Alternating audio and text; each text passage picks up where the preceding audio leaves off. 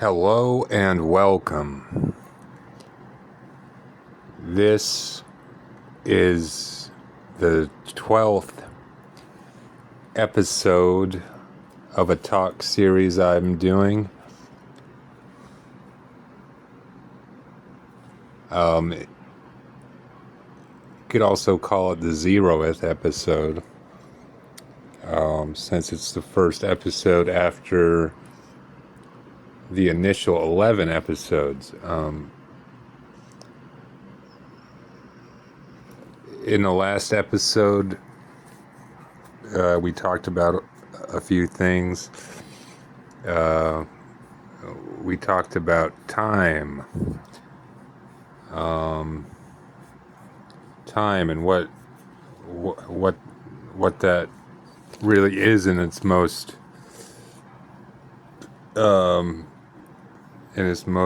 basic essence, at least how I see it and understand it. Once again, though, we don't want to send the wrong impression from that, for that people to only think that life is about passing time, right? That's not true. But we see that all things in life that have value, that whether they be short-term or long-term experiences, whether they be things you build in the world or within yourself, those all take time as well. Different conflicts throughout history on larger or smaller scales, those all take time, and usually the point of conflicts is that for some certain group, they want to winning a conflict or resolving it in some way usually allows for time to be passed better, right? If you think about a utopia and a dystopia and a utopia, you think about all the great things in what you would imagine a utopia to be. Well, guess what? Don't all those great things, in their pure essence, they have value because they make your time pass more enjoyably, right? Whether it's meaningful work, whether it's interesting pursuits, whether it's people, relationships, experiences, those things all make time pass better because they fill your life with either purpose or fulfillment or enjoyment, or whatever else. All the ideas of the things that are valuable on the human spectrum. So that's just an important clarification, and we're going to have a longer segment that goes into a little bit more on that, about not making the mistake of reducing all of life to just basically killing time. Like, that's ridiculous. That even the larger belief systems and things, those generally, it's like the idea of having a better either existence for yourself or a better world as a whole is ultimately because you'd enjoy your time more in whatever place or with whatever ways that you see the world could become more ideal, right? So that's a good thing to remember. Don't overthink it. But with that, in this episode, we're kind of we've got an interesting mix of segments. They're kind of, they're always progressing upon or along the same general themes of concepts and stuff about life and all that. So let's just jump right into it with a few voice notes, and here they are. All right, we've been doing some kind of more serious or thought-provoking notes just recently, but let's do one that's kind of interesting or a little bit funny. What was I thinking? Oh yeah, it's one of those. Say, put it in the icebreaker bank or whatever. When you're in a social gathering or something, or just around a few people, an icebreaker. You ask them a question. You say, "All right, so let's say that hypothetically some Eastern religion idea about reincarnation was true, but in this example, you get some kind of genie who comes to you before you get reincarnated, and the genie says, "Well, you did a fine job, and so I'll let you pick what you want to be reincarnated as. Do you want to be a leaf on a tree, or do you want to be a rabbit, or do you want to be a different human being?" And the guy, "Well, of course, a human. I don't want to be some leaf or some but rabbits, they do all right, but I mean, a human being is probably the best, just from my experience. So I'd probably be a human being."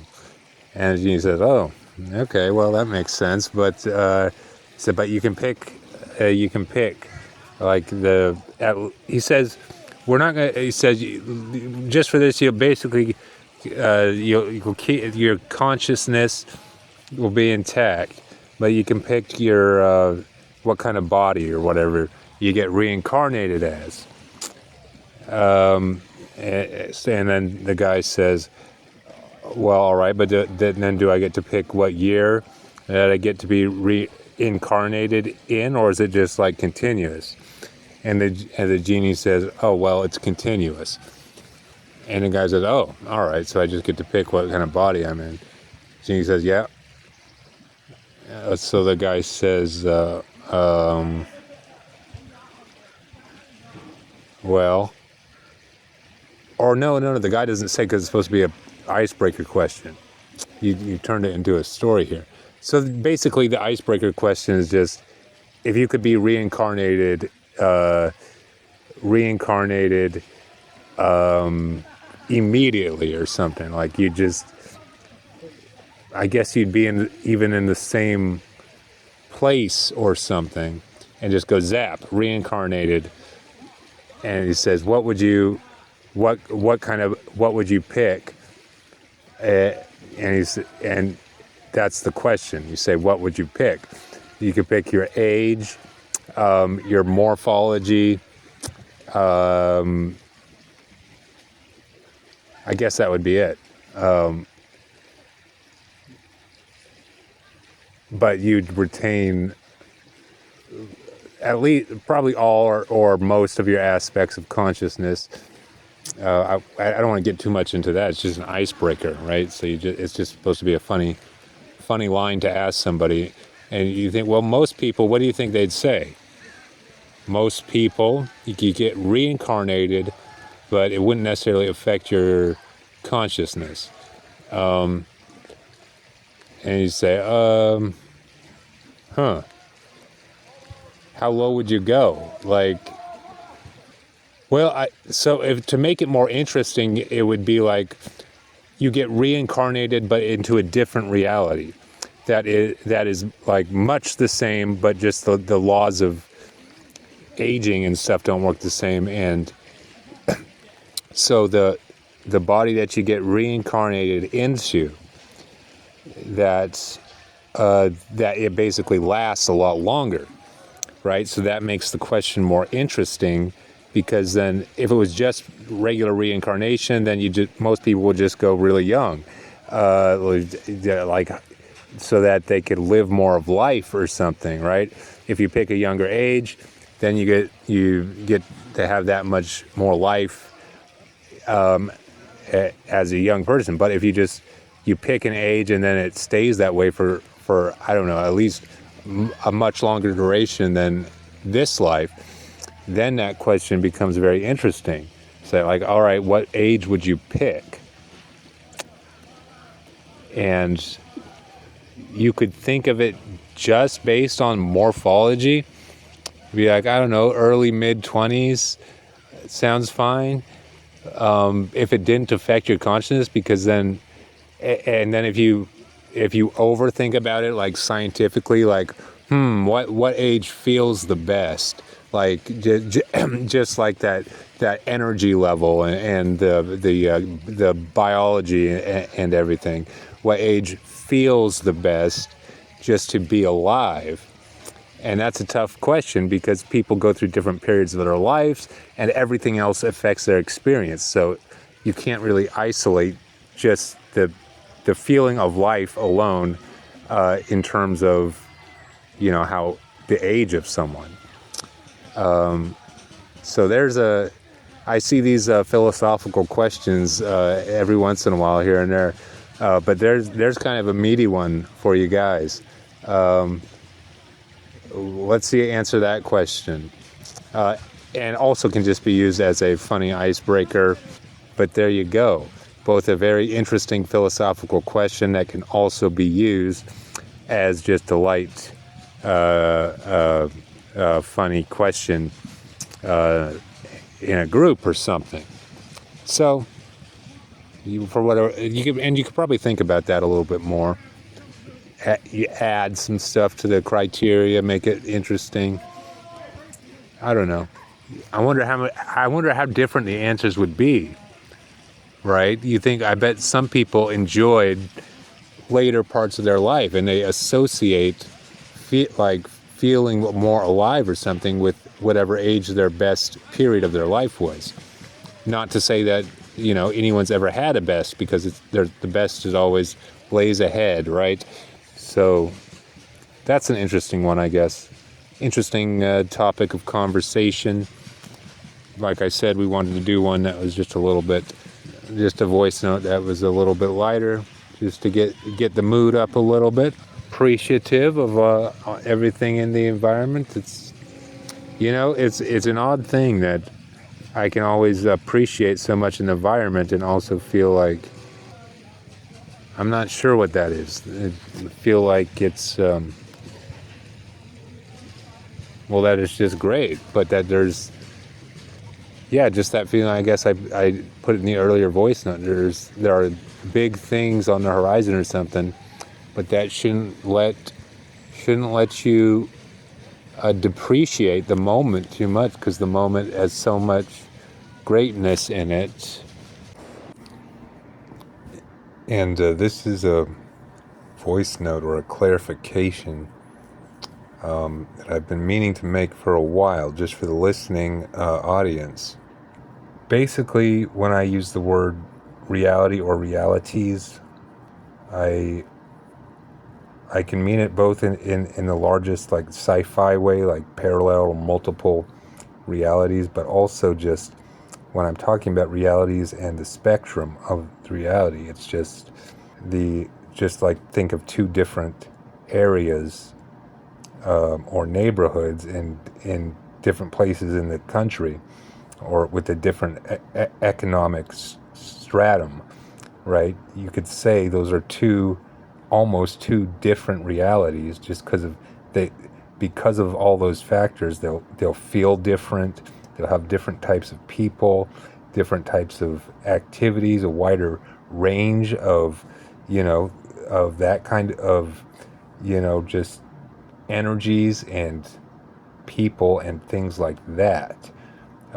So you could these words don't have to be all like, they're so out there, they're just very, very general, right? So you can think of realities like that, like just two different places that have very different energies and different variety and amount of variety, or a width of the spectrum, right? So that's all I wanted to clarify.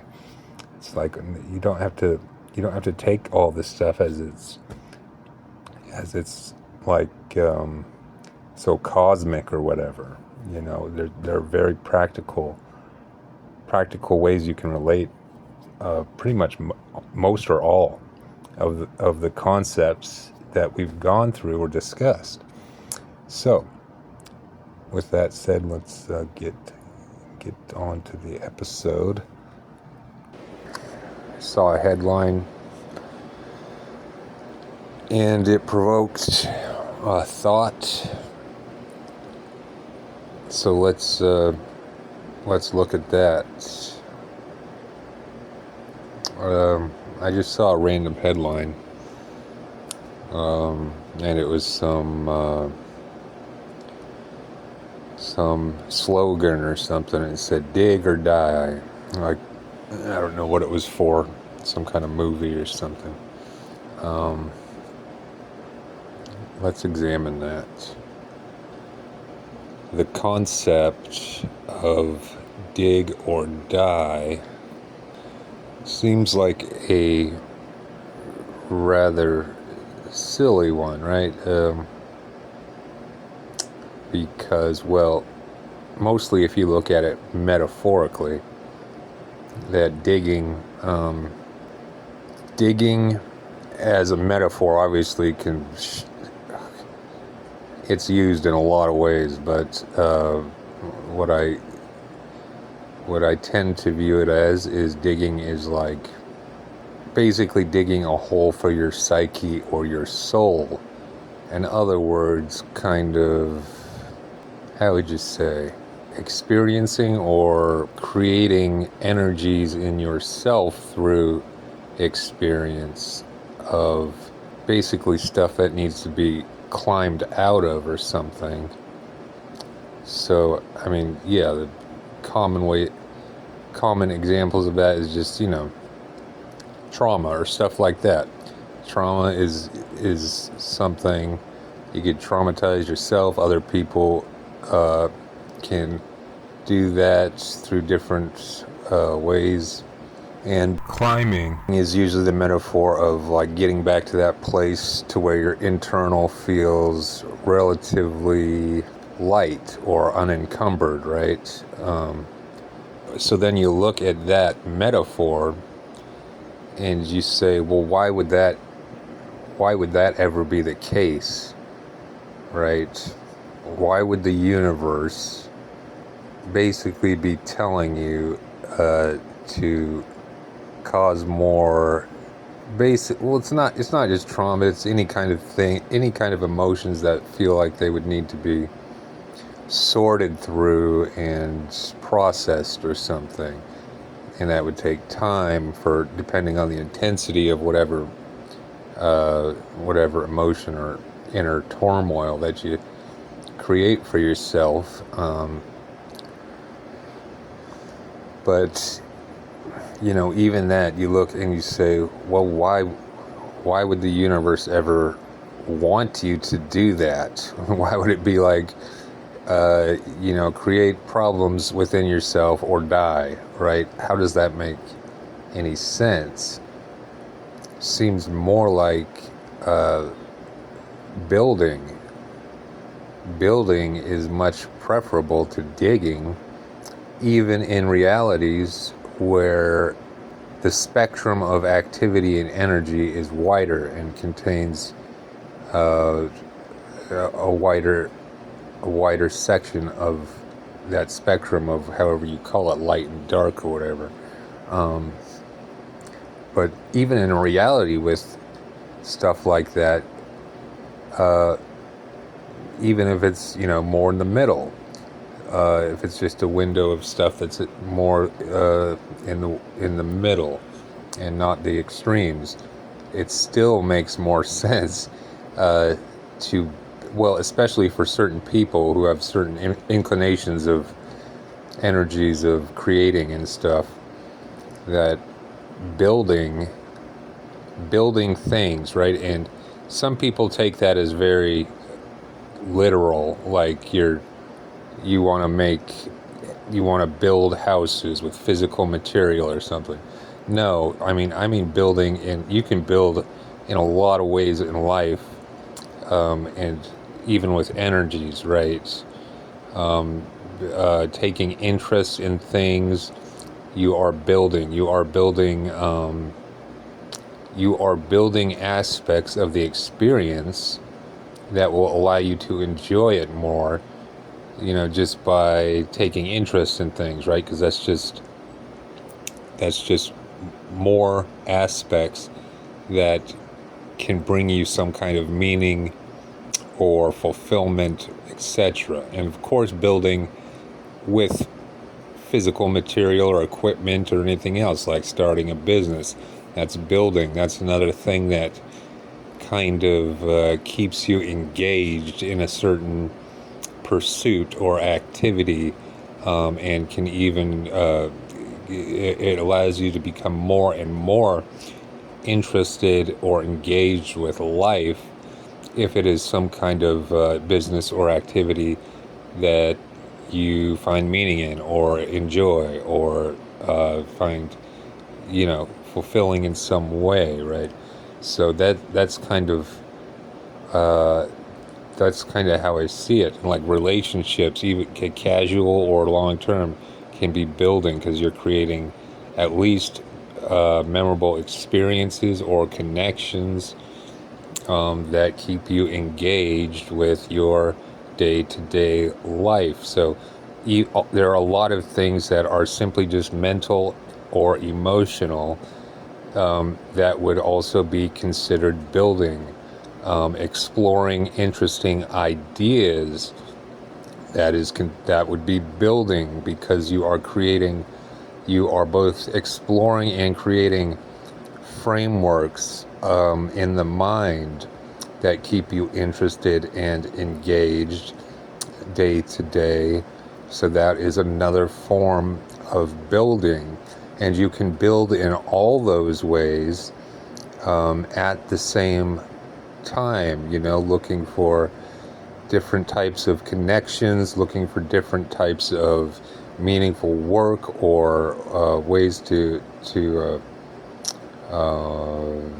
keep yourself engaged in that way, and ideas, outward activities. If you find activities that you really enjoy, that is a form of building. You are again finding things in life that will keep you engaged, and you're building an interest and ability at this or that.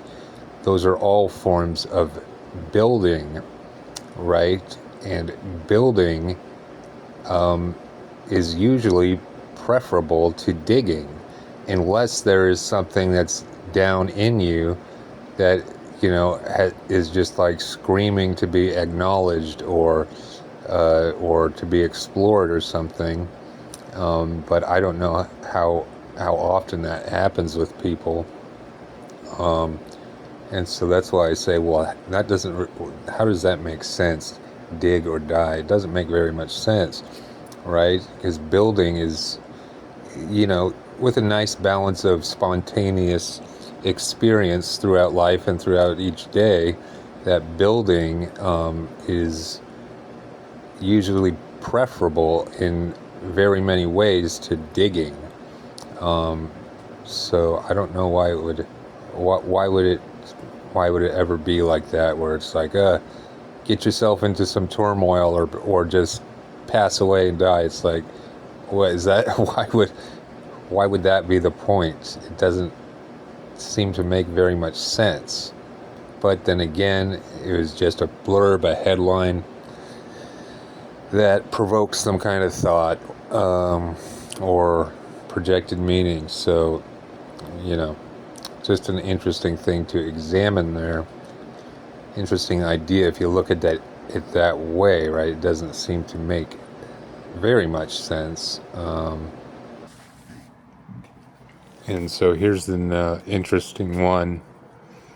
Well, it's an interesting to examine the aspect of oneself that the spectrum in there, that, well, there is a inner feeling throughout different periods of life. We have both feelings where making so much effort and putting so much of ourselves into something, something in the world or something, right? But there are also periods for individuals where they feel like they have had something building up in them, and that could be many different, could apply to many different things. Something building up in you in a long time, and it's like, it's basically just the idea of kinetic energy and potential energy, right? And you can have potential energy in anything that basically you want to do, but haven't, but the circumstance or whatever has made it difficult. So it's like potential energy can form in possible or real connections, right, with people. That's kind of where you get that tension or chemistry in people. And there's, but the way that I meant it is potential energy in terms of creative or work. Like in my case, it's creative stuff. But I'm sure it works the same way with anybody who feels like they've gotten very skilled at something, very adept. They know how to do something well, or have put a lot of time into it, and that it's been that, like, even if you aren't doing stuff, or even if you're just doing some stuff, but not like you're doing like 15% of what the potential is or something, then it's like, well, to do 100% of the potential would be like, again, and then if you did that, it would be like you're just doing it just to do it, right? You think of, people who just burn themselves out and churn out so much content, or just watching a Christopher Nolan with Christian Bale interview about The Machinist, and that's kind of like The Machinist was skin and bones. He was like putting all of himself into his work or something. And the point is, what do you call it? A beware. These ideas of, so like The Machinist. Now I forget. I know there was a lot more to that film. That guy was going through a lot of stuff. The main character, but even without that, right? Because that just makes all the pieces fit too well. When it's like every individual or every person in the world, that the people who fall into these patterns of kind of obsessiveness or extremism, and obviously The Machinist, that character, not the actor, but the character in that film, you could say he was definitely obsessive about certain things or something. But what we're going to say about that, there's something that's not the point. Isn't to look at that. It's more about looking at it from a what insights come when you look at it from a less judgmental way, and you look at that. Not that film was just an example, but just the phenomena of that kind of thing, of obsessiveness or this or that, right? And there is the idea, like a lot of literature and films will try to say that obsessiveness, or especially in that case, and The Machinist, you kind of get that eating disorder vibe or whatever, but that is a manifestation of basically untapped potential, right? There's like untapped potential in the individual, and that whatever their current momentum is, that their current momentum becomes this thing or this vessel to try to focus, to try to channel their untapped potential into whatever thing that currently has momentum in their life. But the untapped potential is really much larger and grander than whatever little thing like it is about this specific thing or that specific thing. Like the people who get really, really good at things and they don't even realize this. They don't even realize this. But the reason the people that really excel at things or find their unique thing that they do well, it's not because they were born just to do that thing. It was because they had a certain energy that had a lot of potential, and they found some kind of avenue or some kind of skill, whether it's completely mechanical, logical, mental, emotional, whatever else. They found that thing, right? They found that thing that was close enough to the place in their spectrum where that potential was building up, right? And then it gave them like a channel. It's basically like lowering the flood dams almost on that potential. When you find something and the external circumstances present themselves or offer themselves in a way that, it could be some kind of thing of projects or work. It could be some kind of relationship. It could just be some way of looking at life or experiencing it that lowers those flood dams at least somewhat, right? Those flood dams of that potential energy that people have built up in them. That's a very vague way to describe it, I will completely admit, but I think it's also based in, there's a lot of truth in that. I saw a comment from the actor Michael Caine. He said, "You're only supposed to have a good time," sounding similar to things that we've recently talked about in the talk series, interpreting the word enjoyment. I don't necessarily look at life like that it's only supposed to be a good time in the sense. Well, like I say, it depends on how you define that, right? In a lot of ways, that's true, right? Because we talked about how people just generally they've got a drive underneath everything that's just looking for a more fulfilling or satisfactory day-to-day life, right? But that doesn't, just because that's just the general way it seems, but that doesn't mean, the implication should not be that all other aspects of life, they're not valuable in some way, right? So the idea of a fulfilling life does not exclude things that could be more of a challenge or more exciting, right? You think about the big things that people do in life, there's all different kinds of things that challenge them, and you just think about competitions or things that happen on the stage of military or foreign politics, and all that would be considered, all that kind of stuff would probably be challenging, but it would still be fulfilling in some way, as we see that there are plenty of people who seem to have fulfilling lives as politicians or as this or that, that there are all kinds of things in life that are challenging or perhaps unpleasant, or even, they push you in some way, right? And I think that's also a part of just having that there as an option for people in whatever stage of life, if they're in that stage of life where they're looking for some kind of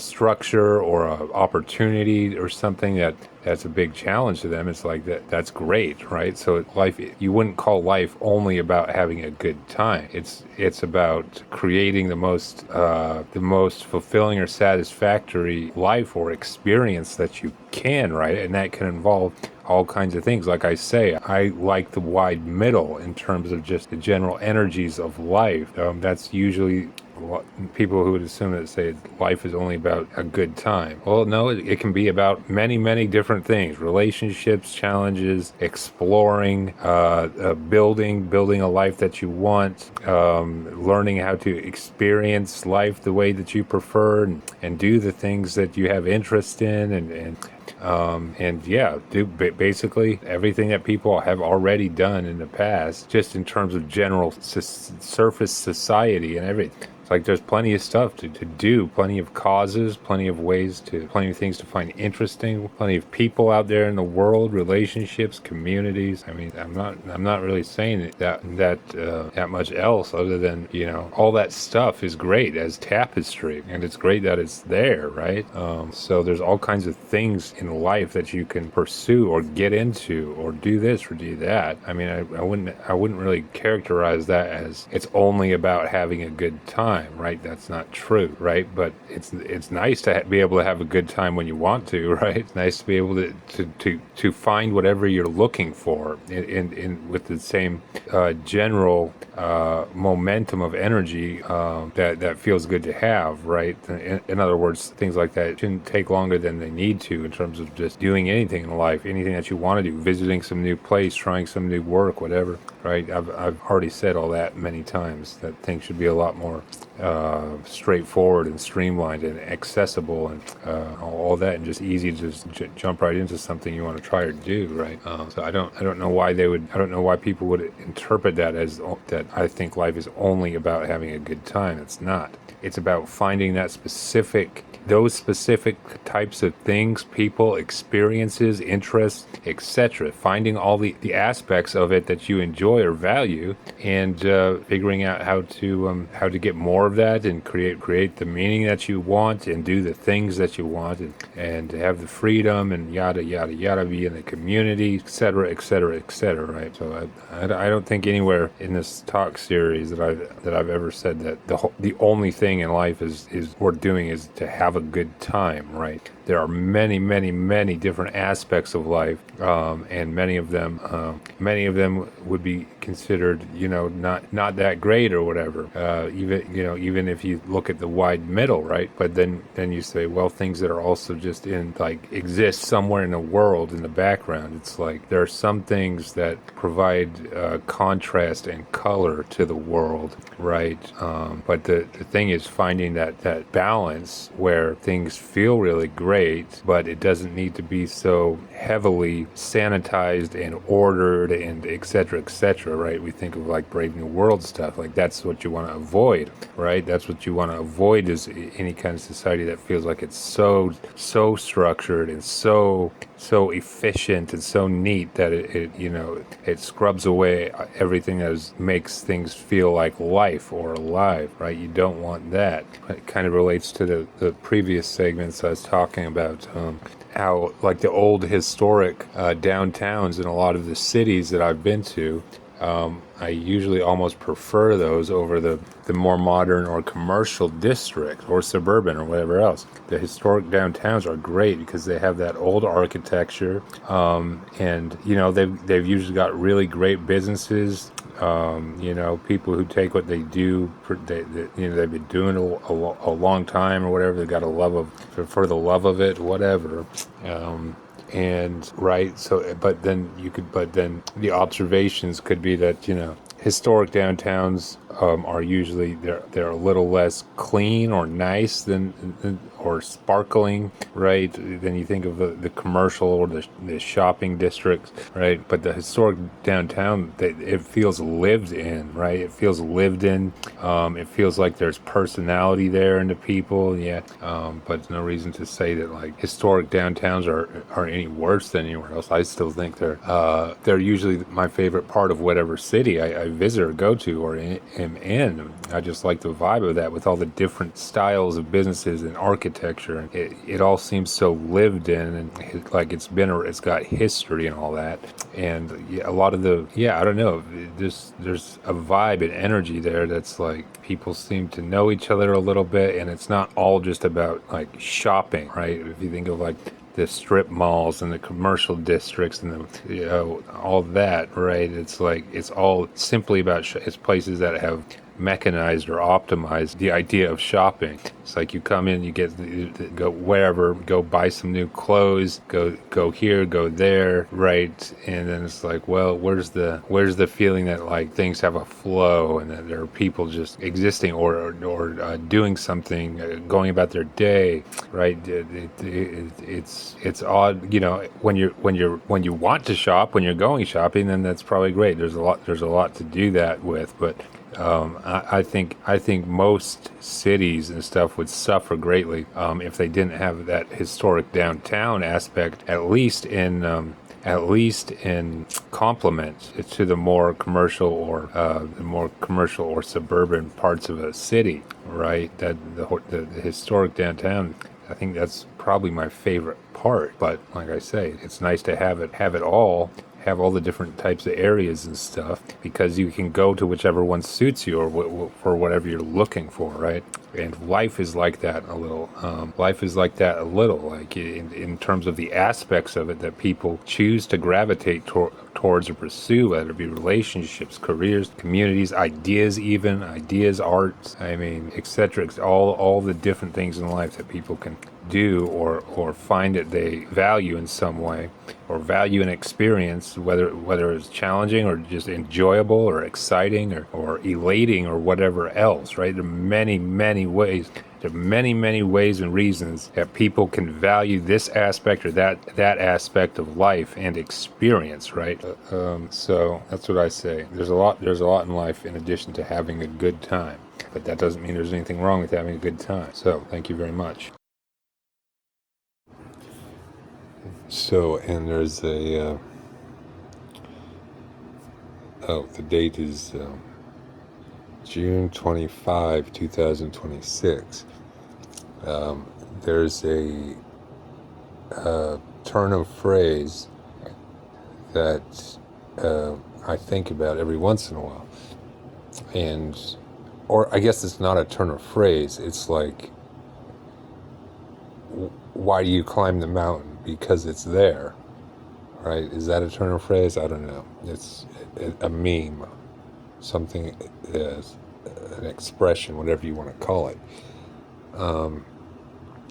And the idea behind that, right? So you say, why do you climb a mountain? And the person says, because it's there. The idea, of course, is what it's actually implying is more than that answer, right? Because it's not just because it's there. So why a person would climb a mountain? Because for many other reasons than because it is there, right? Because it's an exhilarating experience, because it's a good workout. There's a lot of beauty in nature. So there's a lot of reasons why the person would climb a mountain. But I guess the thing is, it's just the kind of the clever condensed answer. Because it's basically just saying, well, why not? Right? But obviously, if you were going to be pedantic about it, or actually say, well, it's not just because it's there, it's because there are plenty of things that are enjoyable about climbing a mountain, or you have a vision of climbing that mountain in your mind, right? So maybe that's what it could be referring to, because it's there. You say, oh, well, because it's in my head, so you got to climb the mountain, so it would be out of your head in a sense, or but it's funny because you don't hear that about anything else. You don't say, hey, let me go. Well, if you want to climb a mountain just because it's there, well, the sewer is also there, and it's probably a closer drive. So why don't you just go hike through the sewer if you just want to do things because they're there? So it's funny. So even that idea of why do you climb a mountain because it's there is still, well, if you want to be, what do you say? How do you say it? If you want to be nitpicking. You say, well, no, not just because it's there, because there are plenty of things, and you could go take a dive, take a jump into a pile of manure at your local farm, right? That's something that is there, and yet people don't go do it just because it's there. So that's the point about that expression of why do you climb a mountain? Because it's there. Well, not really though. It's because it's a specific sort of challenge or experience or whatever else that seems great to some people, right? There are some people who uh, do all that. The outdoorsmen, what do you call them? You know, they've flown to different countries to either hike mountains or go kayaking or whatever else, right? And the fact that is that there is all that nature there and all that beauty and everything, um, that's that's great, right? But it's not just because it's there; it's because it's a preferred experience. Um, so I don't know why I felt. I guess it's because it's interesting. It's an interesting. That's an interesting phrase. You say, why do you do that? Well, because it's there. It's like, well, I guess people who say that, it means they're just looking for any kind of challenge at the time, and I don't know, whatever it may have been. Um, so, and maybe that's what the phrase is trying to say, right? Just it's like, why do you climb a mountain? Just to see if you can or something. Um, Even then, it's more than that, right? Because it's you could see if you could do a lot of things, but you choose specific things, right? Because something about the experience or the nature or whatever else that climbing a mountain or whatever, that's just a metaphor for basically anything in life that can be achieved or something, right?